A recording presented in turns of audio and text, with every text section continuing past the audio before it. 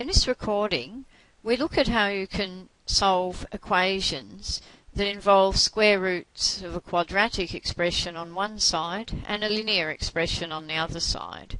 So here's an example: square root of a quadratic equal to some linear function. And the first step for dealing with this is to get rid of that square root sign by squaring both sides. And on the right hand side, if we had a linear expression a2x plus b2, it will have the appearance shown here, for instance.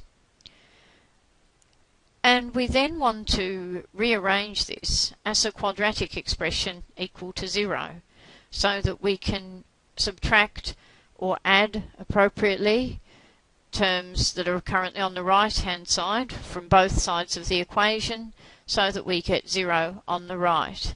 And we can then group all our like terms so that we get an x squared term, an x term, and a constant term. This then has the more general form when we do this: ax squared plus bx plus c equals 0. So that means once it is in that form, we can just solve for x using quadratic formula, or in some cases factorization if appropriate. But we need to be cautious, because by squaring both sides we can sometimes generate false solutions. So any values of x that we find, we need to substitute back into the original non-squared equation on both sides to check if they satisfy the equation. So for example, we might want to solve the square root of 2x squared minus 7x minus 5 equals x minus 1.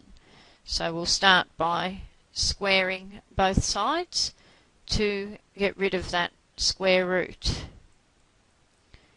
And when we do this, the left hand side will simply become what was under the square root.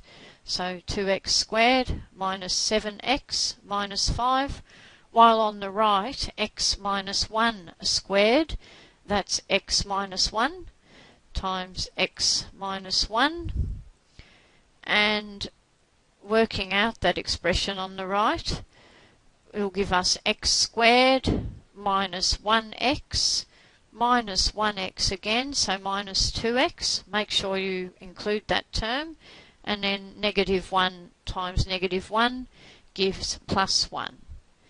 Then we want to subtract this right hand side expression from both sides so that we get 0 on the right. So that will be subtracting that.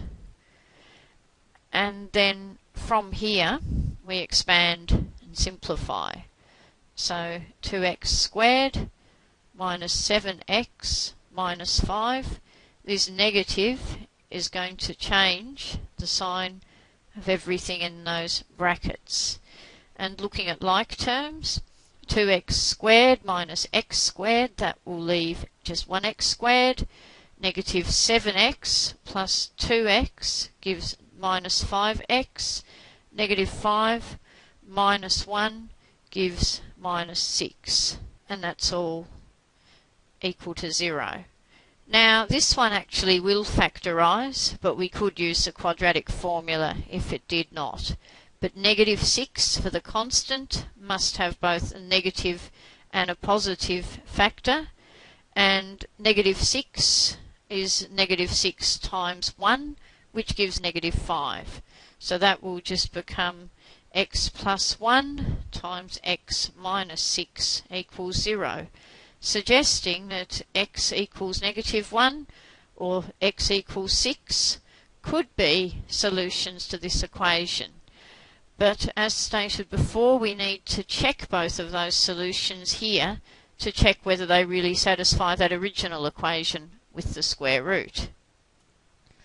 So let's start off by checking x equals 6 first of all. Remembering this is the original equation, which I've rewritten here. So the left hand side will give the square root of 2 times 6 squared minus 7 times 6 minus 5.